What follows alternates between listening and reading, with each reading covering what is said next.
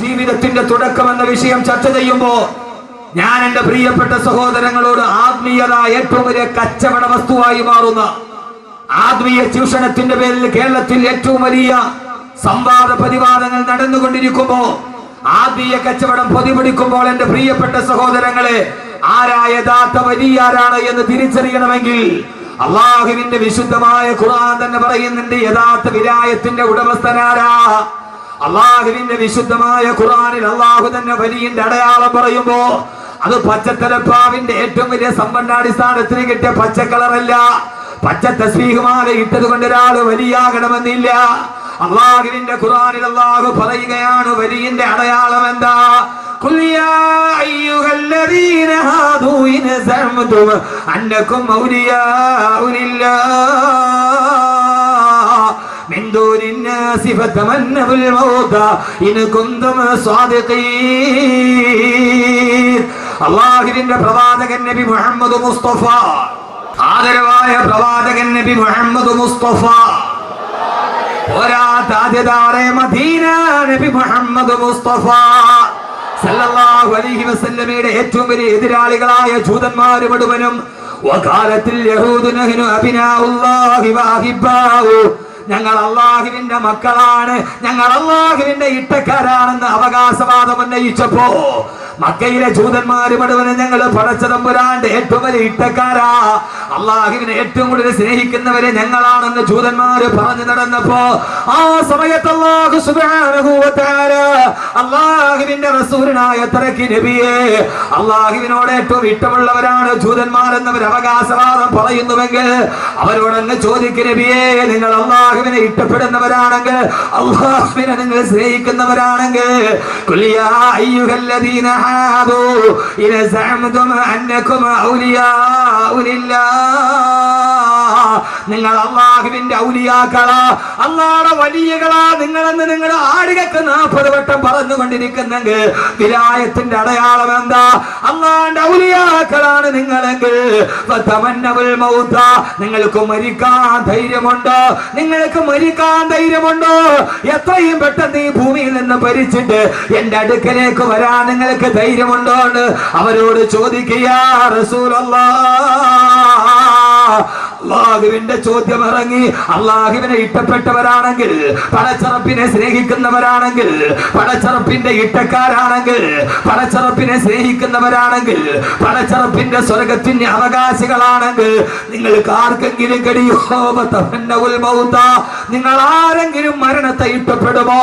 ഈ ഭൂമിയിൽ നിന്ന് മരിച്ചിട്ട് എന്നെ മണ്ണിന്റെ അടിയിലേക്ക് വരാൻ, പരലോകത്തേക്ക് എഴുന്നേറ്റ് നിൽക്കാൻ. എന്നിട്ട് അള്ളാഹു പറയുകയാണില്ല നബിയെ, ولا يتمنونه أبدا بما قدمت أيديهم والله عليم بالظالمين. ولا يتمنونه أبدا, അവരൊരിക്കലും മരിക്കാൻ ആഗ്രഹിക്കില്ല നബിയെ.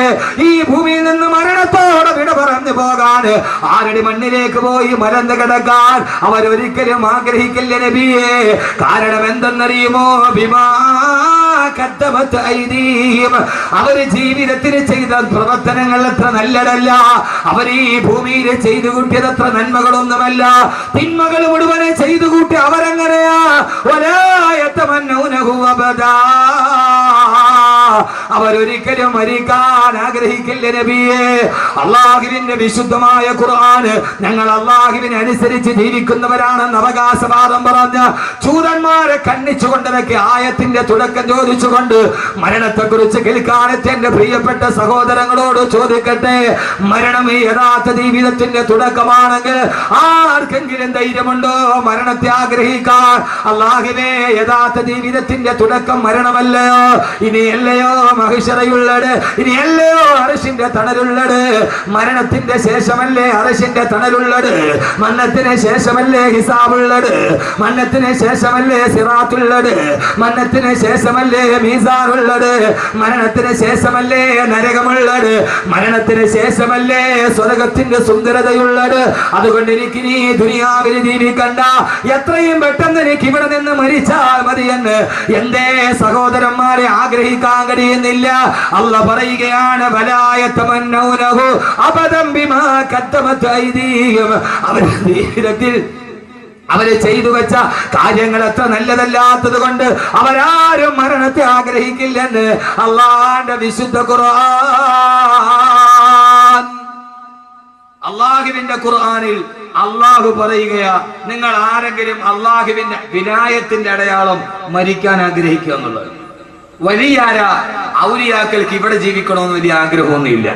അതുകൊണ്ട് തന്നെ അവർക്ക് പണത്തിനോട് വലിയ അത്യാർത്തിയൊന്നുമില്ല. അള്ളാഹുവിന്റെ യഥാർത്ഥ വലിയകളാരാ? അവര് പണത്തിനോട് ആർത്തികളുള്ളവർ. അവർ ആയിരത്തോടും ലക്ഷങ്ങളോടും കോടികളോടും ആർത്തിയുള്ളവരല്ല. അവർ അള്ളാഹുവിന് ഇഷ്ടപ്പെട്ടവരാണെങ്കിൽ, ഹബീബായ നബി മുഹമ്മദ് മുസ്തഫ സല്ലല്ലാഹു അലൈഹി വസല്ലമയെ സ്നേഹിക്കുന്നവരാണെങ്കിൽ അവർ ലക്ഷത്തിന്റെയും കോടികളുടെയും കഥ പറയുന്നവരല്ല. അവരെത്രയും പെട്ടെന്ന് ഈ ഭൂമിയിൽ നിന്നും മരിക്കണമെന്ന് ആഗ്രഹിക്കുന്നവരാണ്.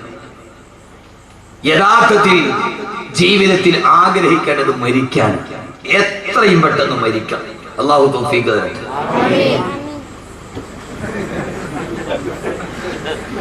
എത്രയും പെട്ടെന്ന് ഈ ഭൂമിയിൽ നിന്ന് മരിക്കണം. അല്ലാഹു തൗഫീഖ് തരട്ടെ.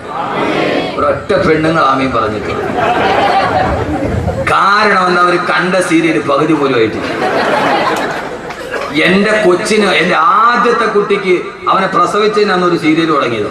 ഞാൻ മിനിങ്ങാന്ന് ഭാര്യയോട് പറഞ്ഞു, അത് ഇതുവരെ തീർന്നിട്ടില്ലാന്ന്.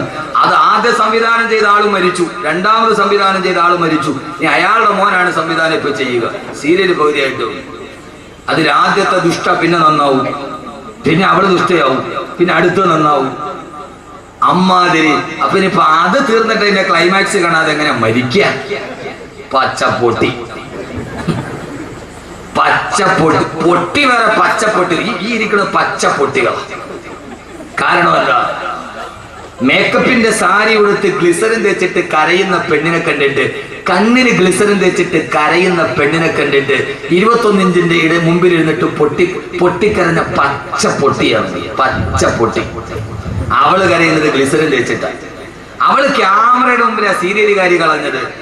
ഒരു സീരിയൽ നടിക്ക് 500 സാരി ഉണ്ടെന്നാണ് ഇന്നത്തെ വനിതയുടെ റിപ്പോർട്ട്. 500 സാരി. യഥാർത്ഥത്തിൽ അഭിനയം പച്ചപ്പൊട്ടി എന്നല്ലാതെ അതിന്റെ അപ്പുറത്തേക്ക് പറയാൻ കഴിയില്ല. ഗ്ലിസറിൻ തേച്ച് കരയുന്ന ആ പെണ്ണ്, 500 സാരിയുള്ള പെണ്ണ്, ഒരു ദിവസം 10 പ്രാവശ്യം സാരി മാറി മാറി ഉടുത്ത് ക്യാമറയുടെ മുമ്പിൽ ഗ്ലിസറിൻ തേച്ചിരിക്കുന്ന പെണ്ണിനെ കണ്ടിട്ട് കരഞ്ഞ പെണ്ണ്, അവളാണ് പച്ചപ്പൊട്ടി. അതിനേക്കാൾ വലിയ പൊട്ടി വേറെ ലോകത്തിലാണ്. പച്ചപ്പൊട്ടി. നിങ്ങൾ പറഞ്ഞിട്ടായിരിക്കും. യഥാർത്ഥത്തിൽ എന്റെ പ്രിയപ്പെട്ട സഹോദരങ്ങളെ, ഏറ്റവും പ്രധാനപ്പെട്ട ജീവിതം മരണത്തിന് ശേഷമാണ്. മരിക്കുക എന്ന് പറയുന്നത് സന്തോഷമാണ്. അള്ളാഹു ആ സന്തോഷം നമുക്ക് നൽകി അനുഗ്രഹിക്കട്ടെ. ആമീൻ പറയും മനുഷ്യന്മാരെ. അതുകൊണ്ടല്ലേ അള്ളാഹുവിന്റെ വിശുദ്ധമായ ഖുർആൻ പറഞ്ഞത് എന്താ? കുല്ലു നഫ്സിൻ ദായിഖത്തുൽ മൗത്ത്, കുല്ലു നഫ്സിൻ ദായിഖത്തുൽ മൗത്ത്. എല്ലാ മനുഷ്യ ശരീരവും, യഥാർത്ഥത്തിൽ നമുക്ക് അറിയാവുന്ന ചില ആയത്തുകളുണ്ട്. നമ്മൾ ഏറ്റവും കൂടുതൽ കേട്ടിട്ടുള്ള ആയത്താണ് കുല്ലു നഫ്സിൻ ദായിഖത്തുൽ മൗത്ത്. എന്താ അതിന്റെ അർത്ഥം? എന്താ അതിന്റെ അർത്ഥം? ഇതാ ദറസ് എന്നതിന്റെ ഗുണം. എല്ലാ ജീവജാലങ്ങളും മരണപ്പെട്ടു പോകും. ഇത് നമ്മൾ പണ്ട് മുതലേ പറഞ്ഞു പഠിച്ച ഒരർത്ഥമാണ്. ചില ആയത്തുകൾ നമുക്ക് ആയത്തറിയാം, പക്ഷെ അർത്ഥം അറിയില്ല. അതിന് വലിയ ഹിസാൻ വൈത്തായതിൽ കുറവ്. അപ്പം നമുക്കറിയാം ജുമയുടെ ശക്തം ബെല്ലടിച്ചു പള്ളിക്കകത്ത് ഒരാൾ ബെല്ലാണ്. ആയത്ത് കേൾക്കുമ്പോൾ മോനെ ഒന്നുകൂടി ഒത്തിരി സൗണ്ട് തുറന്നു വിട്ടേ, ഒരു ഇത്തിരി എക്കോ വെറുതെ വിട്ടാ. ഹുനാന്ന് പറഞ്ഞാൽ ഹുന ഹുന ഹുനാന്ന് കേൾക്കണത്, എന്നാലേ തന്നെ സുഖമുള്ളൂ. ആ സമയം യഥാർത്ഥത്തിൽ നമ്മൾ പണ്ട് മുതലേ പറഞ്ഞു പഠിച്ച ഒരർത്ഥമാണ് കുല്ലു നഫ്സിൻ ദായിഖത്തുൽ മൗത്ത്. എല്ലാ ജീവജാലങ്ങളും മരണം. ഇവിടെ എല്ലാ ജീവജാലങ്ങളും മരിക്കുമെന്നല്ല. കുല്ലു നഫ്സിൻ ദായിഖത്തുൽ മൗത്ത്. എല്ലാ ജീവജാലങ്ങളും മരണത്തിന്റെ രുചിയേറിയും. റാക്ക എന്ന് പറഞ്ഞാൽ രുചിക്കുക. മരണത്തിനൊരു രുചിയുണ്ടെന്ന് വിശുദ്ധ ഖുർആൻ. മരണത്തിന് രുചിയുണ്ട്. ഓണമെടുത്തപ്പോ സീരിയലുകളിൽ മുഴുവനും, ചാനലുകൾ മുഴുവനും, എല്ലാ പത്രപ്രസിദ്ധീകരണങ്ങളും പായസം ഉണ്ടാക്കുന്ന രുചിയുടെ വകഭേദങ്ങൾ പറയുമ്പോ എല്ലായിടത്തും പായസത്തിന്റെ രുചിയാണ്. അൽസാദിന് 101 കറിയാണ് ഇപ്രാവശ്യം. ഗിന്നസ് ബുക്കിൽ കയറാൻ പോയ കഴക്കൂട്ടത്ത് എല്ലായിടത്തും രുചിയുടെ കഥകൾ. യഥാർത്ഥത്തിൽ എന്റെ പ്രിയപ്പെട്ട സഹോദരങ്ങളെ, ഏറ്റവും വലിയ രുചിയേടാ അള്ളാന്റെ ഖുർആൻ പറയുകയാണ് കുല്ലു നഫ്സിൻ ദായിഖത്തുൽ മൗത്ത്. എല്ലാ ജീവജാലങ്ങളും മരണത്തിന്റെ രുചിയറിയുമെന്ന് ദാക്ക എന്ന് പറഞ്ഞാൽ രുചിക്കുക. മരണത്തിന് രുചിയുണ്ട്. ആ രുചി ഏതാണ്? ഏതായാലും ലോകത്ത് രണ്ട് രുചിയേ ഉള്ളൂ. ഒന്നുകിൽ അത് മധുരമാണ്, അല്ലെങ്കിൽ അത് കയ്പാണ്. മരണത്തിന് രണ്ട് രുചിയാണ്. ഒന്നുകിൽ കയ്പേറിയ മരണം, അല്ലെങ്കിൽ രുചികരമായ മധുരമൂറുന്ന മരണം. അല്ലാഹുവേ അല്ലാഹുവേ അല്ലാഹുവേ, നിന്റെ അടിമകൾ ഈ പാതിരാ സമയത്ത് ഇവിടെ ഒരുമിച്ചിരിക്കുകയാണ്. ജീവിതത്തിന്റെ കഥ പറയാനല്ല, ലാഭത്തിന്റെ കണക്ക് കൂട്ടുകാരനാക്കാനല്ല. അല്ലാഹുവേ, ഞങ്ങളുടെ ഏറ്റവും വലിയ കച്ചവടം മരണത്തിന് ശേഷമുള്ള കച്ചവടമാണ്. ഞങ്ങളുടെ മരണം നീ രുചികരമാക്കണേ അല്ലാ. ഞങ്ങളുടെ മരണം നീ രുചികരമാക്കി തരണേ തമ്പുരാനെ. ഏറ്റവും രുചികരമായ മരണം കാണുമ്പോ, അതുകൊണ്ടല്ലേ ആദരവായ പ്രവാചകൻ നബി മുഹമ്മദ് മുസ്തഫ, ആദരവായ പ്രവാചകൻ നബി മുഹമ്മദ് മുസ്തഫ സല്ലല്ലാഹു അലൈഹി വസല്ലമയുടെ പ്രിയപ്പെട്ട സഹാബി ബഹുമാനപ്പെട്ട സയ്യിദുനാ ബിലാൽ, കറുത്തവനായ ബിലാൽ, കറുത്ത ബിലാൽ, ഉമയ്യത്തിന്റെ ചാട്ടവാറടിയേറ്റിട്ട് പിടഞ്ഞു പോയ ബിലാൽ, ആഫ്രിക്കക്കാരനായ ബിലാൽ. ആ ബിലാൽ മരണാസന്നനായി കിടക്കുമ്പോ ബിലാൽ റളിയല്ലാഹു തആല നിന്റെ കട്ടിലിന്റെ ഭാഗത്ത് ബിലാൽ കിടന്ന് സക്കറാത്തിൽ കിടന്ന് പിടയുകയാണ്. ഭാര്യ മക്കള് നിലവിളിക്കുമ്പോ, ഭാര്യ മക്കളും മാതാപിതാക്കളും ബിലാൽ റളിയല്ലാഹു അൻഹുവിന്റെ ചുറ്റുഭാഗത്ത് നിന്ന് പൊട്ടിക്കരയുമ്പോ, ആ സമയത്ത് കറുത്തവനായ ബിലാൽ ചിരിച്ചില്ല മനുഷ്യരെ. കറുത്തവനായ ബിലാലിന്റെ മുഖം വെളുത്തു. ഏത് സമയത്തെന്നറിയുമോ? മരണവേദന മുന്നിൽ കണ്ട സമയം. ഏത് കറുത്തവനും വെളുക്കുന്നൊരു ദിവസമുണ്ട്. ആ ദിവസമാണ് മരണദൂതം വരുന്ന ദിവസം, അസ്റായീൽ വരുന്ന ദിവസം. ഏത് കറുത്ത പെണ്ണിന്റെ മുഖവും വെളുമ്പുന്ന ദിവസം. അന്നാണ് കറുത്തവനായ ബിലാലിന്റെ മുഖത്ത് വെളുപ്പുണ്ടായത്. ബിലാൽ പറഞ്ഞു, പത്രേ, നിങ്ങൾ എന്തിനാണ് കരയുന്നത്? എന്തിനാ നിങ്ങൾ ഇവിടെ നിന്ന് വിട പറയുകയല്ലേ? ഉപ്പയെ നഷ്ടപ്പെടുകയല്ലേ? ഭർത്താവിനെ നഷ്ടപ്പെടുകയല്ലേ? പൊന്നുമകനെ നഷ്ടപ്പെടുകയല്ലേ? ആ വിതയൊത്തിട്ട് ഞങ്ങൾ കരയുകയാണെന്ന് മറുപടി പറയുമ്പോ, മരണസമയത്ത് പടന്തുണി കെട്ടിൽ കിടന്ന ബിലാൽ റളിയല്ലാഹു അൻഹു തന്റെ പ്രിയപ്പെട്ട ഭാര്യ മക്കളോട് പറഞ്ഞതെന്താ? നിങ്ങൾ എന്റെ മുമ്പിൽ ഇരുന്നിട്ട് കരയുന്നത് എന്തിനാ? എനിക്ക് ഏറ്റവും വലിയ സന്തോഷം ഇപ്പോഴാ. ഞാൻ മരിക്കുന്നതാണ് എനിക്ക് ഏറ്റവും വലിയ സന്തോഷം. സന്തോഷത്തോടെ നിങ്ങൾ എന്നെ യാത്രയാക്കണേ. കാരണം മരിച്ചു കഴിഞ്ഞാൽ ഞാൻ പോകുന്നത് എവിടേക്കാണ്? അൽകാ മുഹമ്മദൻ വഹിസുബാ, അൽകാ മുഹമ്മദൻ വഹിസുബാ. ഞാൻ എന്റെ ഹബീബായ നബി തങ്ങളെ കാണാൻ പോവുകയല്ലേ? ഞാൻ അബൂബക്കറിനെ കാണാൻ പോവുകയല്ലേ? എനിക്ക് മുമ്പേ വിട പറഞ്ഞു പോയ ഉമറിനെ കാണാൻ, എനിക്ക് മുമ്പേ വിട പറഞ്ഞു പോയ ഉമറിനെ കാണാൻ. സഹോദരങ്ങളെ, മരണം ജീവിതത്തിന്റെ തുടക്കമെന്ന ശീർഷകത്തിന്റെ കീഴിൽ ആദ്യം അറിയുക, മരിച്ചു കഴിഞ്ഞാലാണ് പിന്നെ മനക്കോട്ടകള് തെളിയുക. സ്വപ്നങ്ങള് പൂവണിയുന്ന ദിവസം മരണശേഷമാണ്. ഇവിടെ സ്വപ്നം കാണാനേ കഴിയൂ. ഇത് സ്വപ്നം വിളയുന്ന മണ്ണല്ല. ഈ ഭൂമി സ്വപ്നം മണയുന്ന തെളിയുന്ന മണ്ണല്ല. ഈ ഭൂമി സ്വപ്നങ്ങൾ തകർന്നു പോകുന്ന മണ്ണാണ്. വമൽ ഹയാത്തു ദുനിയാ ഇല്ലാ മതാഉൽ ഗുറൂർ. ഈ ദുനിയാവിലെ സ്വപ്നങ്ങൾ പൂവണിഞ്ഞിട്ട് ഒരാളും പോയിട്ടില്ല. ഒരു മനുഷ്യന്റെ ഈ സ്വപ്നങ്ങൾ ഇവിടെ പൂവണിഞ്ഞിട്ടില്ല. ആളുകളെ കുട്ടുകുടാ ചിരിപ്പിച്ചവരെ ചിരിക്കാൻ കഴിയാത്ത ഭൂമി. എന്റെ പ്രിയപ്പെട്ട സഹോദരങ്ങള്, എന്റെ പ്രിയപ്പെട്ട ചെറുപ്പക്കാരാ, 2.5 മണിക്കൂർ സിനിമാ കോട്ടയിൽ നിന്നെ കുടുകുടാ ചിരിപ്പിച്ച തിരുവനന്തപുരം ജില്ലക്കാരൻ, നിന്നെ കുടുകുടാ ചിരിപ്പിച്ച ഹാസ്യതാരം ഇന്ന് വെല്ലൂർ ഹോസ്പിറ്റലിൽ നിന്ന് വീട്ടിലിരുന്ന് പൊട്ടിക്കരയുകയാണ്. അയാൾക്ക് ചിരിക്കാൻ കഴിയുന്നില്ല. 2.5 മണിക്കൂർ നിന്നെ പൊട്ടിച്ചിരിപ്പിച്ചവന് ഇന്ന് കസേരയിൽ ഇരുന്നിട്ട് ചിരിക്കാൻ കഴിയുന്നില്ല. മറ്റൊരുത്തനെ ചിരിപ്പിച്ചവരെ ചിരിക്കാൻ കഴിയാത്ത ലോകം. 2.5 മണിക്കൂർ നിന്നെ പൊട്ടിച്ചിരിപ്പിച്ച ഇരിങ്ങാലക്കുടക്കാരൻ ഇന്നസെന്റിന് ജീവിതത്തിന് ചിരിക്കാൻ കഴിഞ്ഞിട്ടില്ല. ആ മഹാനായ നടൻ പോലും, നിങ്ങളുടെ ഭാഷയിൽ ഞാൻ പറഞ്ഞാൽ ആ വലിയ നടൻ പോലും പറഞ്ഞത് എന്തെന്നറിയുമോ? സിനിമയിൽ ഞാൻ 200ഓളം സിനിമയിൽ ഞാൻ അഭിനയിച്ചിട്ടുണ്ട്. ഇങ്ങനെ ഒരു തിരക്കഥ ഒരു നിർമ്മാതാവും ഇതേവരെ എന്നോട് പറഞ്ഞിട്ടില്ല. അദ്ദേഹത്തിന് ക്യാൻസർ വന്നു അത്രേ. രോഗത്തോട് മല്ലടിച്ച് അവസാനം ചെക്കപ്പിന് പോയപ്പോ ഭാര്യ തൊട്ടടുത്തിരിക്കുന്നുണ്ട്. ഡോക്ടർ പറഞ്ഞു, നിങ്ങളുടെ രോഗം പൂർണ്ണമായി ഭേദമായി. തലേ ദിവസം ഭാര്യക്കൊരു തലവേദന വന്നു. അതിന്റെ റിസൾട്ട് വാങ്ങിക്കാൻ അതേ ഡോക്ടർ തന്നെ പറഞ്ഞു. ഒരേ സമയത്ത് തന്നെ അറ്റൻ ടൈമിന് തന്നെ ഇന്നസെന്റിനോട് പറഞ്ഞു അത്രേ, നിങ്ങളുടെ രോഗം പൂർണ്ണമായി ഭേദമായി. റിസൾട്ട് വാങ്ങിച്ചിട്ട് ഭാര്യയോട് പറഞ്ഞു, ഭാര്യയ്ക്ക് ക്യാൻസർ ആണ്, ഭാര്യയ്ക്ക് ക്യാൻസറിന്റെ തുടക്കമാണ്.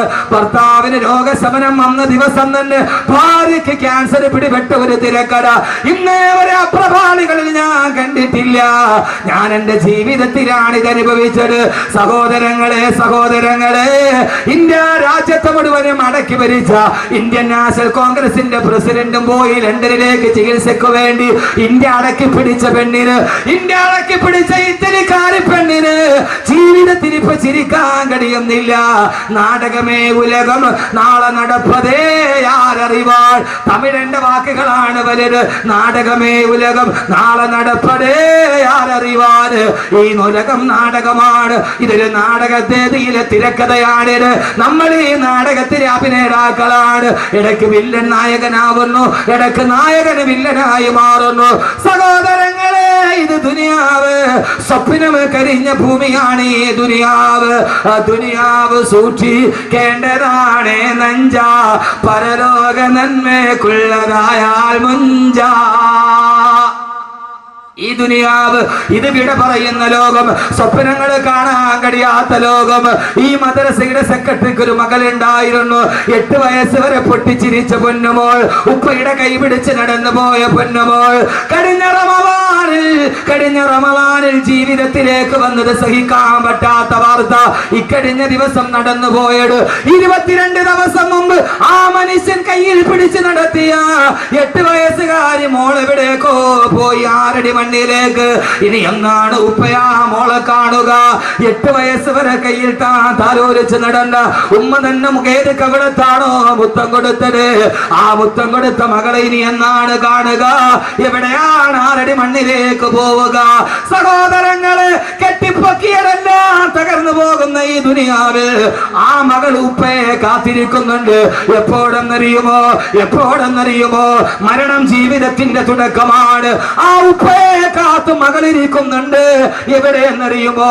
നിന്റെ കബറിലേക്ക് കൊണ്ടുപോയി നിന്നെ മയ്യത്തിറക്കി വെച്ചിട്ട് അതിന്റെ മുകളിലേക്ക് ഒരു പിടി മണ്ണും വാരിയിട്ടിട്ട് മിൻഹാ ഖലഖനാകും വഫീഹാ നുഈദുകും വമിൻഹാ നുഖ്രിജുകും താറതൻ ഉഖറാ. പെരുങ്കല്ല് മുകളിൽ വെച്ചു മിൻഹാ തൊട്ട് ഓതിയിട്ടു മണ്ണും നെയ്യിട്ട് സ്ഥലവും വീട്ട് അതിന്റെ മുകളിൽ ഒരു പെരുങ്കല്ലും വെച്ചിട്ട് എല്ലാവരും വിട പറഞ്ഞു കഴിയുമ്പോ മണ്ണിട്ട് മൂടിയിട്ട് കബറിന്റെ ഉള്ളിലേക്ക് വെച്ചിട്ട് വിട പറയുമ്പോ ആ സമയത്ത് കബറിലേക്ക് ആദ്യം വരുന്നത് അടക്കി പിരിഞ്ഞിട്ട് പള്ളിക്കാട്ടിൽ നിന്ന് സർവരും പോകുമ്പോ കബറിലേക്ക് ആദ്യം വരുന്നത് മുൻകരൻ നക്കീറുമല്ല, അടുത്തേക്ക് വരുന്നത് മലക്കുകളല്ല. അതിനു മുമ്പ് നിന്റെ ഉപ്പ മരിച്ചു പോയിട്ടുണ്ടെങ്കിൽ, നിന്റെ ഭാര്യ മരിച്ചു പോയിട്ടുണ്ടെങ്കിൽ, നിന്റെ ബന്ധുക്കൾ മരിച്ചു പോയിട്ടുണ്ടെങ്കിൽ, നിന്റെ പൊന്നുമോള് മരിച്ചു പോയിട്ടുണ്ടെങ്കിൽ അവരുടെ ആത്മാവ് കബറിൽ കിടക്കുന്നവനെ കാണാനെത്തുമെന്ന് ഇതേവരെ കള്ളം പറയാത്ത നാവ് കൊണ്ട് റൂഹി ഫിദാ നബി മുഹമ്മദ് മുസ്തഫ. ആ മനുഷ്യൻ മരിച്ചിട്ട് മണ്ണിന്റെ അടിയിലിട്ടിട്ട് പോകുന്ന ദിവസം കാണാൻ വരും ഉപ്പ. ഈ ലോകത്തെ കുറിച്ചാണ് ഞാൻ പറയുക. ഉപ്പ എന്താണ് ഞാൻ വിട പറഞ്ഞതിന് ശേഷം ഭൂമിയുടെ വിശേഷം ഹബീബായ നബി മുഹമ്മദ് മുസ്തഫ. അറിയാത്തതറിയുക സഹോദരങ്ങള്. ആദ്യം മരണപ്പെട്ടു പോയവന്റെ ആത്മാവുകൾ, അതിനു മുമ്പേ മരിച്ചു പോയവർ കബറിന്റെ ഉള്ളിൽ നേരത്തെ മരിച്ചുപോയ ബന്ധുക്കളുടെ വാപ്പയുടെ ഉമ്മയുടെ റൂഹുകൾ പരസ്പരം അഭിവാദ്യം ചെയ്യുമെന്ന് നബി മുഹമ്മദ് മുസ്തഫ. നിങ്ങൾ നോക്ക് മനുഷ്യന്മാരെ, ഞാൻ കടയും കടങ്കഥയും പറയാൻ വന്നതല്ല. എനിക്ക് നിങ്ങളോട് പറയണം, എനിക്ക് പറയേണ്ടത് ഈ ഭൂമിയുടെ വിജ്ഞാനമാണ്. ഈ ഭൂമിയുടെ വിജ്ഞാനമല്ല, ആഖിറത്തിന്റെ വിജ്ഞാനമാണ്. ആഖിറത്തിന്റെ വിജ്ഞാനമാണ് ഇത്. ഇത് കരിങ്കലിനെ കരയിപ്പിച്ച വിജ്ഞാനമാണ്. അള്ളാഹു അത് പഠിക്കാൻ തൗഫീഖ് നൽകട്ടെ. അള്ളാഹു അത് പഠിക്കാൻ തൗഫീഖ് നൽകട്ടെ. അത് പഠിപ്പിക്കാനാണ് സംവിധാനമില്ലാത്തത്. ആർക്കറിയാം? മണ്ണിലേക്ക് കൊണ്ടുപോയി വെച്ചാൽ പിന്നെ പ്ലാസ്റ്റിക് ചുരുട്ടിയിട്ട് വലിച്ചെറിയാനുള്ളതല്ല. നിന്നെ അവിടെ കൊണ്ടുപോയി വെച്ചാൽ നിന്റെ ഉപ്പ മരിച്ചിട്ട് കണിയാപുരം പള്ളിയുടെ ഖബർസ്ഥാനം ഉണ്ടെങ്കിൽ കാണാൻ വരും, മോനെ എനിക്ക് ശേഷം നിന്റെ വാർത്തകൾ എന്തൊക്കെയായിരുന്നു. 6 അടി മണ്ണിന്റെ ഉള്ളിലിരുന്നിട്ട് വാപ്പയോട് മകൻ സംസാരിക്കുന്ന ദിവസം ഖബറിലെ പ്രഥമ രാത്രിയാണ്. ഖബറിലെ പ്രഥമ രാത്രിയാണ്. അള്ളാഹു നമ്മൾ അവിടെ നന്നാക്കി തരട്ടെ. ഇവിടെ ഈ മൊഞ്ചുണ്ടായിട്ട് കാര്യമില്ല, ഈ തഴമ്പ് ഇവിടെ ഉണ്ടായിട്ട് കാര്യമില്ല. ഈ തഴമ്പ് ആഖിറത്തിലേക്ക് കൊണ്ടുപോകണം. അതിന് വിജ്ഞാനം പഠിക്കണം. ഏത് വിജ്ഞാനം? ഏത് വിജ്ഞാനം? കരിങ്കലിനെ കരയിപ്പിച്ച വിജ്ഞാനം പഠിക്കണം. അവിടേക്ക് നമ്മൾ തുടങ്ങുകയാണ്. അള്ളാഹു തൗഫീഖ് നൽകട്ടെ.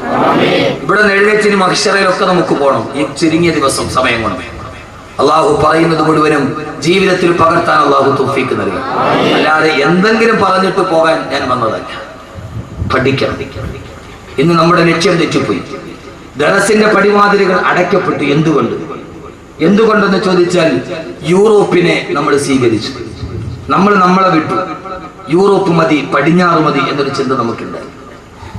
മക്കളെ UK വിട്ട് പഠിപ്പിച്ചാൽ അവൻ ഏറ്റവും നല്ലവനാണ്, അവൻ ആഖിറത്തിൽ പ്രയോജനപ്പെട്ടു എന്ന് നമ്മൾ കരുതി. നിങ്ങൾ ഈ കണിയാപുരം മുതൽ കഴക്കൂട്ടം വരെ ഏത് സ്ഥലത്തും നിങ്ങളൊരു 2 പരസ്യമാണ് ഏറ്റവും കൂടുതൽ. 2 പരസ്യം. കണിയാപുരത്ത് നിങ്ങൾ പോയാൽ അവിടെ കാണുന്ന ഏറ്റവും വലിയ പരസ്യം ഏതാ? മലേഷ്യൻ ഗോൾഡ് സൂക്കിന്റെ എന്റെ വലിയ ഹബീബാണ് അദ്ദേഹം. അദ്ദേഹത്തിന് അനുജന്റെ മോളെ വിവാഹം കഴിച്ചിരിക്കുന്ന എന്റെ ഏറ്റവും അടുത്ത സുഹൃത്താണ്. അള്ളാഹു നല്ല ബർക്കത്ത് കൊടുക്കട്ടെ. മലേഷ്യൻ ഗോൾഡ് സൂക്കിന്റെ പരസ്യം നമ്മൾ കാണും. പക്ഷെ അതിനേക്കാൾ കൂടുതൽ കണിയാപുരം മുതൽ കഴക്കൂട്ടം വരെ പോയാൽ അല്ലെങ്കിൽ തിരുവനന്തപുരം വരെ പോയാൽ ഏത് ഇലക്ട്രിക് പോസ്റ്റിലും 2 പരസ്യമാണ് കൂടുതൽ. ഒന്ന്, UK പഠിക്കാൻ അവസരം. മക്കളെ നമ്മൾ UK വിട്ടു. ഒന്നേതാ? UK പഠിക്കാൻ അവസരം. രണ്ടാമത്തെ ഏറ്റവും കൂടുതൽ പരസ്യമുള്ളത് മൂലക്കുരു ഓപ്പറേഷൻ ഇല്ലാതെ സുഖപ്പെടുത്തും. ഈ 2 പരസ്യമാണ്. അല്ലേ? ആണോ? അല്ലേ? ഞങ്ങളെല്ലാന്ന് പറയും. ഞാൻ കാണിച്ചു തരാം. കാരണം ഇത് 2 ഒരുപോലെ. അവിടെ പോയി പഠിച്ച പിന്നെ ഇത് വന്നേ പറ്റും. ഈ 2 പരസ്യമാണ് കേരളത്തിൽ ഏറ്റവും കൂടുതൽ ഇപ്പോൾ. ഒന്ന് UK പഠിക്കാൻ അവസരം, 2 മൂലക്കുരു ഓപ്പറേഷൻ ഇല്ലാതെ സുഖപ്പെടുത്തും. നമ്മുടെ മക്കൾ UK പോയാലെന്ന് കരുതി എന്തുകൊണ്ട്? നാളെ ഖബറിൽ നിന്റെ മക്കളുമായി നിനക്ക് സല്ലപിക്കാൻ കഴിയണമെങ്കിൽ ആ ഭാഗത്തേക്ക് നിന്റെ മക്കളെ പഠിപ്പിക്കാൻ നിനക്ക് കഴിയേണ്ടതുണ്ട്. അള്ളാഹുവിനാക്കി തരുമാറാകട്ടെ. നമ്മൾ മക്കളെ UK വിട്ട് പഠിപ്പിക്കുക. അവര് വന്ന് പൈസ 1 ലക്ഷം രൂപ ശമ്പളം കിട്ടിയാൽ പിന്നെ പാന്റിന്റെ പോക്കറ്റിൽ കയ്യും തിരുമി നമ്മളിങ്ങനെ അങ്ങോട്ട് അടക്കുക. മാനം നോക്കി പാന്റിന്റെ പോക്കറ്റിന്റെ ഉള്ളില് കൈകുത്തി. എടാ പച്ചപ്പൊട്ട, ഈ പാന്റിന്റെ പോക്കറ്റിൽ നീ കൈയിടുന്നെന്തിന്? ഈ പാന്റിന്റെ പോക്കറ്റിൽ അത് യൂറോപ്പിന്റെ സംസ്കാരമാണ്. അത് ബ്രിട്ടനിലാണ്. അവിടെ തണുപ്പ് കൂടുതലാണ്. അതുകൊണ്ട് ആളുകൾ തണുക്കാതിരിക്കാൻ കൈ പാന്റിന്റെ പോക്കറ്റ് ഇടും. നമ്മളതും ഫാഷൻ. നമുക്ക് ജോലി എന്താ? നമ്മളൊന്നും ചെയ്യില്ല. നമ്മൾ പാന്റിന്റെ ഉള്ളിൽ പോക്കറ്റ് കൈമ്മ ഇട്ടിട്ട് നമ്മൾ ഇങ്ങനെ വന്ന എവിടെയും വന്നൊക്കെ പള്ളിയുടെ മുമ്പിലോ ഈ കൊള്ള എന്തുണ്ടേ? നമ്മൾ പാന്റിന്റെ പോക്കറ്റിൽ കൈയിട്ടിട്ട് നമ്മൾ ഈ ദുനിയാവിന്റെ അറ്റത്ത് പിടിച്ചിട്ട് ഈ വാഫിയും ഈ കോഴ്സ് എന്തുണ്ടേ? നമ്മുടെ കുട്ടികളെ UK വിട്ട് പഠിപ്പിക്കുക. ഈ പാന്റിന്റെ പോക്കറ്റ് കൈയിടല് തന്നെ യൂറോപ്പ് പഠിപ്പിച്ച അത് യൂറോപ്പിന് അത് അവര് തണുപ്പുള്ളത് കൊണ്ട് പോക്കറ്റ് കൈയിട്ടതാണ്. യഥാർത്ഥത്തിൽ നമ്മൾ എന്ത് ചെയ്തു? യൂറോപ്പിനെ കടമെടുത്തു. പടിഞ്ഞാറ് മതി എന്ന് കരുതി അവിടെ നിന്ന് മാറ്റിയിട്ട് കരിങ്കല്ലിനെ കരയിപ്പിക്കുന്ന വിജ്ഞാനം പഠിപ്പിക്കാൻ എന്ന് നമുക്ക് കഴിയുന്നുവോ? അന്നല്ലാതെ മരണം ജീവിതത്തിന്റെ തുടക്കമാവില്ല. അങ്ങനെ പഠിപ്പിക്കാത്തവന് മരണം ജീവിതത്തിന്റെ അവസാനമാണ്. അവന് പിന്നീടില്ല. അള്ളാഹു നമ്മൾ അതിൽ നിന്ന് കാത്തുരക്ഷിക്കട്ടെ. നമ്മൾ എന്ത് ചെയ്യണം? യൂറോപ്പ് എന്ന് പറഞ്ഞാൽ എന്താ? യൂറോപ്പ് പച്ച വ്യഭിചാരം പഠിപ്പിച്ച നാടകം. ഏത് യൂറോപ്പ് എന്ന് പറഞ്ഞാൽ എന്താ? പ്രശസ്തനായ ഒരു എഴുത്തുകാരനുണ്ട് കേരളത്തിൽ, രാമു കരിയാട്ട്. അറിയോ രാമു കരിയാട്ടിനെ? അറിയില്ല.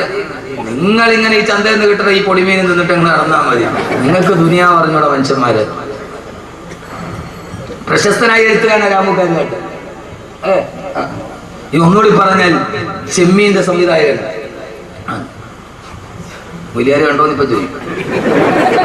നമുക്ക് നേരെ ബുദ്ധി അങ്ങനെ പോകും. എൻ്റെ വായനയുടെ ലോകം വിശാലമാണ്. നിങ്ങൾ കരുതുന്നതിനൊക്കെ അപ്പുറത്താണ് എൻ്റെ വായനയുടെ ലോകം. ഞാൻ ഇത് മാത്രം വായിക്കുന്ന ഒരാളല്ല. എൻ്റെ വായനയുടെ ലോകം നിങ്ങളൊക്കെ കരുതുന്നതിന് അങ്ങേ അപ്പുറത്താണ്. വൈക്കം മുഹമ്മദ് ബഷീറിന്റെ കഥയൊക്കെ ഞാൻ 4 പ്രാവശ്യം വായിച്ചിട്ടുണ്ട്. എൻ്റെ ജോലിയെ വായന എൻ്റെ വായനയുടെ ലോകം നിങ്ങൾ ഉദ്ദേശിച്ച അങ്ങനെ ഒരു മൂല്യാരല്ലേ? എല്ലാം വായിക്കും. എന്നാലേ ഈ ലോകത്ത് ദൈവത്ത് നടക്കൂ. എന്നാലേ ഈ ലോകത്തിന് ദൈവത്ത് നടക്കൂ. എന്റെ പ്രിയപ്പെട്ട സഹോദരങ്ങളെ, ലോകം വളർന്നനുസരിച്ച് നമ്മുടെ പ്രബോധനവും പോകേണ്ടതുണ്ട്. രാമു കാര്യമായിട്ട് ലണ്ടനിൽ പോയി. ലണ്ടനിൽ പോയപ്പോ സായിപ്പിന്റെ അതിഥിയായിട്ട് താമസിച്ചു. ആ സമയത്ത് ഭയങ്കര തണുപ്പ്. സായിപ്പ് മദാമയും കൂടെ തീ കത്തിച്ചു. സായിപ്പ് മദാമയും രാമു കാര്യമായിട്ട് കൂടെ തീ കായായിരിക്കുക. അപ്പോ മദാമ പറഞ്ഞു സായിപ്പിനോട്, സായിപ്പേ എനിക്ക് വല്ലാതെ തണുക്കുന്നു, നിങ്ങൾ എന്നെ ഒന്ന് ചേർത്ത് പിടിക്കാൻ പറഞ്ഞു. അപ്പോ സായിപ്പ് പറഞ്ഞു മദാമയോട്, എനിക്കിപ്പോ നിന്നെ ചേർത്ത് പിടിക്കാനുള്ള മൂടില്ല, രാമുവെ പറ്റുമെങ്കിൽ നീ ഒന്ന് ചേർത്ത് പിടിക്കാൻ.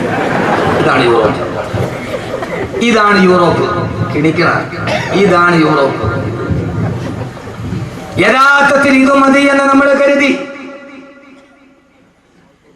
ആ സമയത്ത് എന്നോട് നിങ്ങൾക്കൊന്നും തോന്നരുത്. നിങ്ങൾ ടെക്നോ പാർക്കിന്റെ പരിസരം മുതൽ ഇങ്ങോട്ട് വരെ നടക്കും. സൗകര്യം കിട്ടുന്നവൻ ആരാണോ? എന്താ മനുഷ്യന്മാരെ നിങ്ങൾ എന്നെ തുറച്ചു നോക്കണത്? എന്താ നിങ്ങൾ എന്നെ തുറച്ചു നോക്കണത്? ധാർമ്മികത നഷ്ടപ്പെട്ടതുണ്ടായപ്പോ എല്ലാരെയും ഞാൻ കുറ്റപ്പെടുത്തുന്നില്ല. ടെക്നോ പാർക്കിൽ നിന്ന് വെള്ളിയാഴ്ച കൃത്യമായി എന്റെ ജുമയിൽ പങ്കെടുക്കാൻ വേണ്ടി വരുന്ന എത്രയോ ചെറുപ്പക്കാരുണ്ട്. ഞാൻ എല്ലാരെയും കുറ്റപ്പെടുത്തുന്നില്ല. ജുമയ്ക്ക് വേണ്ടി മാത്രം അവരെത്തുന്നവർ. സൗകര്യം കിട്ടുന്നത് എന്താണോ? പച്ച വ്യഭിചാരം. ആ വ്യഭിചാരത്തിന്റെ വിജ്ഞാനത്തിലേക്ക് നമ്മുടെ തലമുറയെ നമ്മൾ പറഞ്ഞു വിട്ടപ്പോ, ടെറസിന്റെ പടിവാതിൽ അടിച്ചു കളഞ്ഞപ്പോ എന്റെ പ്രിയപ്പെട്ട ചെറുപ്പക്കാരായ യൂറോപ്പിന്റെ പച്ച വ്യഭിചാരം ഏത് വ്യഭിചാരമാ? അർജന്റീന ലോകകപ്പിന്റെ ഏറ്റവും വലിയ ഫുട്ബോളറായ ലയണൽ മെസ്സിയെ താരാരാധന നടത്തുന്ന എന്റെ പ്രിയപ്പെട്ട ചെറുപ്പക്കാരാ, ആരാ ലയണൽ മെസ്സി? ആരാ? പച്ച വ്യഭിചാരിയല്ലേ? ആരാ മെസ്സി? ആരാ? പച്ച വ്യഭിചാരിയല്ലേ? ചെറുപ്പക്കാരാ, ലയണൽ മെസ്സിയുടെ ചിത്രവും ടീഷർട്ടിൽ ചേർത്ത് നടക്കുന്ന എന്റെ പ്രിയപ്പെട്ട ചെറുപ്പക്കാരാ, ആരാ മെസ്സി എന്നറിയോ? പച്ച വ്യഭിചാരി. കഴിഞ്ഞ ലോകകപ്പിന് അർജന്റീന തോറ്റ് കഴിഞ്ഞപ്പോ, തോറ്റെന്ന് പറഞ്ഞാൽ അന്തം വിട്ട തോക്കല് തോറ്റപ്പോ, എതിരില്ലാത്ത 4 ഗോളിന് അർജന്റീന തോറ്റു. പിറ്റേ ദിവസം രാവിലെ തന്റെ കാമുകിയുടെ കൈ പിടിച്ചിട്ട് ഹവായ് ദ്വീപിലേക്ക് മെസ്സി ആഘോഷിക്കാൻ പോവുകയാ. എയർപോർട്ടിൽ വെച്ച് തന്റെ അരക്കി പോട്ട് വസ്ത്രമില്ലാത്ത കാമുകിയുടെ കയ്യിൽ പിടിച്ച് ഫോട്ടോയ്ക്ക് പോസ്റ്റ് ചെയ്തപ്പോ, ആരാ മോനെ? ഒരാള് വ്യഭിചരിക്കാൻ പോയാൽ തന്നെ ആരും അറിയാതെ പോകരാ പതിവ്. പക്ഷേ ഞാൻ വ്യഭിചരിക്കാൻ പോവുകയാണെന്ന് കാമുകിയുടെ തോളത്തെ കയ്യിലിട്ടിട്ട് എയർപോർട്ടിൽ വെച്ച് ഫോട്ടോയ്ക്ക് പോസ്റ്റ് ചെയ്ത പച്ച വ്യഭിചാരിയായ മെസ്സിയുടെ സംസ്കാരം, ആ സംസ്കാരം പഠിപ്പിച്ചു നമ്മുടെ മക്കളെ. ഇസ്ലാമിന്റെ യൂറോപ്പിന്റെ സംസ്കാരം പഠിപ്പിച്ചപ്പോ യഥാർത്ഥത്തിൽ മുസ്ലിം ലോകത്തിന് വന്നത് ഇതാണ്. അതല്ല എന്റെ പ്രിയപ്പെട്ട ചെറുപ്പക്കാരാ, എന്റെ പ്രിയപ്പെട്ട സഹോദരങ്ങളോട് ഞാൻ പറയുകയാ, ഏത് വിജ്ഞാനമാ പഠിപ്പിക്കേണ്ടത്? യുകെയിലെ അവസരമല്ല. കരിങ്കല്ലിനെ കരയിപ്പിച്ച വിജ്ഞാനം പഠിപ്പിച്ചു കൊടുക്കണം. കരിങ്കല്ലിനെ കരയിപ്പിച്ച വിജ്ഞാനം പഠിപ്പിക്കണം. ഏടാ കരിങ്കല്ലിനെ പഠിപ്പിച്ച വിജ്ഞാനമേടാ? കൊടുങ്കാട്ടിലൂടെ നടന്നു പോകുമ്പോ റൂഹുമാഹിയുടെ മുമ്പിൽ ഇരുന്നിട്ടൊരു കരിങ്കല്ല് പൊട്ടിക്കരഞ്ഞില്ല മുഅ്മിനീങ്ങളെ? ഒരു കരിങ്കല്ല് ഇരുന്നിട്ട് പൊട്ടിക്കരയുകയാ. ഈസാ നബി അലൈഹിസ്സലാത്തു വസ്സലാം ചോദിച്ചു, കരിങ്കല്ലേ എന്തിനാണ് കരയുന്നതെന്ന് ചോദിച്ചപ്പോ, ആ സമയത്താണ് കണ്ണുനീരിട്ട് വീണ കരിങ്കല്ല് പറഞ്ഞത്, പ്രിയപ്പെട്ട ചെറുപ്പക്കാരെ അറിയുക, ഇത് നിരർത്ഥക പാഠത്തിന്റെ പാഠമല്ല. ഈ കാണുന്ന കരിങ്കല്ല് പൊട്ടിക്കരഞ്ഞവത്രേ. കരിങ്കല്ലിന്റെ കണ്ണിലൂടെ കണ്ണുനീര് തടം തല്ലിയാത്തൊഴുത്തുവത്രേ. റൂഹുല്ലാഹി ഈസാ നബി ചോദിച്ചു, കരിങ്കല്ലേ എന്തിനാണ് കരയുന്നതെന്ന് ചോദിച്ചപ്പോ, ആ സമയത്താണ് കരിങ്കല്ല് പറഞ്ഞത്, അൽഹമനി റബ്ബി വഖൂദുഹൻ നാസു വൽ ഹിജാറ. എന്റെ അല്ലാഹു എനിക്ക് അറിയിപ്പിച്ചു തന്നു, നാളെ നരകത്തിൽ തീ പിടിപ്പിക്കാൻ ഉപയോഗിക്കുന്നത് കരിങ്കല്ലിനെയാണ്. നാളെ നരകത്തിന്റെ കുണ്ടത്തിലോട്ട് വലിച്ചു വെക്കുന്നത് മനുഷ്യരെയും കരിങ്കല്ലുകളെയുമാ എന്ന് അല്ലാഹു എനിക്ക് അറിയിപ്പിച്ചു തന്നു. അതറിഞ്ഞത് മുതൽ ഞാൻ ഇവിടെ ഇരുന്ന് കരയുകയാണെന്ന് പറഞ്ഞു കരിങ്കല്ല്. ആ കരിങ്കല്ലിനെ പോലെ തന്നെയാ മനുഷ്യന് നരകത്തിലെ തീക്കുണ്ടങ്ങളാ. എന്തേ മനുഷ്യരെ കരയുന്നില്ല? എന്തേ കവളിലൂടെ കണ്ണുനീര് തടം തല്ലിയാ തൊടുകുന്നില്ല? കഴിയില്ല. എന്റെ അള്ള എന്നോട് പറഞ്ഞു, നാളെ നരകത്തിൽ കത്തിക്കപ്പെടുമല്ലോ എന്നോത്തിട്ട് വടിയരികിരുന്ന് കരിങ്കല്ല് കരയുന്നത് കണ്ടപ്പോ അവിടെ ഇരുന്നു കൊണ്ട് ഈസാ നബി കരിങ്കല്ലിന്റെ കരച്ചിൽ കണ്ടപ്പോ ഈസാ നബി അള്ളാഹിനോട് ദുആ ചെയ്തു, അല്ലാഹുവേ അല്ലാഹുവേ അല്ലാഹുവേ, ഈ കരിങ്കല്ലിന്റെ കരച്ചിൽ കണ്ടിട്ട് സഹിക്കുന്നില്ല അല്ലാ, ഇതിന് നീ എന്തെങ്കിലും ഒരു പരിഹാരം ഉണ്ടാക്കണം. അല്ലാഹു പറഞ്ഞു, ഈസാ നബിയെ ആ കരിങ്കല്ലിനോട് പറയുക, അതിനെ മാത്രം ഞാൻ നരകത്തിലിടില്ലെന്ന്. ഈ ഭൂമി ലോകത്തിലെ മുഴുവൻ കരിങ്കല്ലുകളെ നരകത്തിലിട്ട് ആളിക്കത്തുമ്പോ ഈ കരിങ്കല്ലിനെ മാത്രം ഞാൻ നരകത്തിലിടുന്ന് പറയ ഈസാ. ഈസാ നബി അലൈഹി സ്വലാത്തു വസ്സലാം ആ കരിങ്കല്ലിന്റെ അരികിൽ ഇരുന്നിട്ട് തടികി തലോടിയിട്ട് പറഞ്ഞു, കല്ല് കരയണ്ട, കല്ലേ കല്ലേ കരയണ്ട കല്ലേ. ഇതേത് കഥയെന്നറിയോ? മനുഷ്യൻ കരിങ്കല്ലിനെ തടകി ആശ്വസിപ്പിച്ച കഥ. കേൾക്കുക സഹോദരങ്ങളെ, ആ കരിങ്കല്ലിനെ തടകി തലോടിയിട്ട് ഈസാ നബി പറഞ്ഞു, അത്ര കരിങ്കല്ലേ കരയണ്ട കല്ലേ കരയണ്ട കല്ലേ, അല്ലാഹു നിന്നെ മാത്രം നരകത്തിൽ നിന്ന് മോചിപ്പിച്ചിരിക്കുകയാ. ഈസാ നബി നടന്നുപോയി. കുറെ മാസങ്ങൾക്ക് ശേഷം അതിപടി വരുമ്പോ പിന്നെയും ഈ കരിങ്കല്ലിരുന്ന് കരയുകയാണ്. ഈസാ നബി ചോദിച്ചു, അത്ര കരിങ്കല്ലേ എന്തിനാണ് ഇനിയും കരയുന്നതെന്ന് ചോദിച്ചപ്പോ കരിങ്കല്ല് പറഞ്ഞ മറുപടി, ഈസാ നബിയെ ആദ്യം ഞാൻ കരഞ്ഞത് ഖൗഫൻ ലിറബ്ബി, എന്റെ അല്ലാഹുവിന്റെ നരകത്തെ കുറിച്ചുള്ള പേടി കൊണ്ടാ. രണ്ടാമത് ഞാൻ കരഞ്ഞത് ശുക്റൻ ലിറബ്ബി, എന്റെ അല്ലാഹുവിനോടുള്ള നന്ദി രേഖപ്പെടുത്താനാ. എല്ലാ കല്ലുകളും നരകത്തിലോട്ട് വലിച്ചെറിയുമ്പോ എന്നെ മാത്രം നരകത്തിൽ നിന്ന് മോചനം നടത്തിയ എന്റെ റബ്ബിനോടുള്ള നന്ദി കാരണത്താലാണെന്ന് കരിങ്കല്ല് പോലും കരഞ്ഞു പോയെങ്കിൽ ഈ കരിങ്കല്ലിനെ കരയിപ്പിക്കുന്ന വിജ്ഞാനം പഠിക്കണം. ഈ കരിങ്കല്ലിനെ കരയിപ്പിക്കുന്ന വിജ്ഞാനം പഠിക്കണം. ആ വിജ്ഞാനമാണ് എന്റെ മോനെ, റൂഹെന്ന് നിന്റെ കയ്യിൽ നിന്ന് വിട്ടുപോയാൽ, ഈ ശരീരത്തിൽ നിന്ന് ആത്മാവ് പോയാൽ, കരിങ്കല്ലിനെ കരയിപ്പിച്ച വിജ്ഞാനം ഏതെന്നറിയോ? ശരീരത്തിൽ നിന്ന് ആത്മാവ് വിട പറഞ്ഞു പോയാൽ നിന്റെ ശരീരം കൊണ്ടുപോയി 6 അടി മണ്ണിലേക്ക് കുഴിച്ചിട്ട് കഴിഞ്ഞാൽ 3 ദിവസം കഴിഞ്ഞ് നീ തുറന്നു നോക്കുമ്പോ നിന്റെ കണ്ണുകൾ മുഴുവനും അഴുകി മാറിയിട്ട് 2 ഗുഹയാ കാണുന്നതെങ്കിൽ 40 ദിവസം കഴിഞ്ഞ് കണിയാപുരം ഖബർസ്ഥാനില് ഖബറൊന്ന് തുറിച്ചു നോക്കിയാ നിന്റെ എല്ലുകൾ മാത്രമാ കാണുന്നതെന്ന്. അതോടെ നിന്റെ ജീവിതം അവസാനിക്കുന്നില്ല. അഴുകി പോകുന്ന 6 അടി മണ്ണിന്റെ ഉള്ളിൽ നിന്റെ മാതാപിതാക്കൾ നിന്നെ കാണാനെത്തുമെന്ന്, സ്വർഗത്തിന്റെ മാലാഖമാര് നിന്നെ സന്ദർശിക്കാനെത്തുമെന്ന്. എന്നിട്ട്